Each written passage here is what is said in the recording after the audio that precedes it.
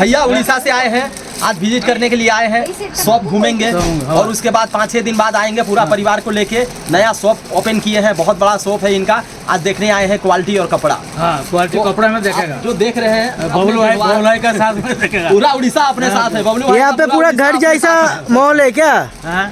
क्या? हाँ, घर जैसा माहौल है पूरा। उड़ीसा से माल लेने आए हैं आप? यहाँ कोई जोर जबरदस्ती नहीं है। नहीं, आपको जोर जबरदस्ती। जो सामान देखिए, जो चीज है आपको ऐसा लेना है तो आपको ऐसा ही मिलेगा। हाँ, ठीक है, ठीक है। तो आप देखिए सेल्समैन का व्यवहार कैसा है पहले बताइए यहाँ पे। ठीक है, बबलू भाई ठीक है। अच्छा, जोर जबरदस्ती कर जाए क्या? माल लेना ही पड़ेगा। माल लेना पड़ेगा। बबलू भाई में ठीक करे, मैं ऊपर को मत चढ़े देगा। उड़ीसा से आए आप? उड़ीसा में क्या नाम आपका? है मेरा रविंद्र बेहरा है। जय जगन्नाथ जय सर। जगन्नाथ। ठीक है।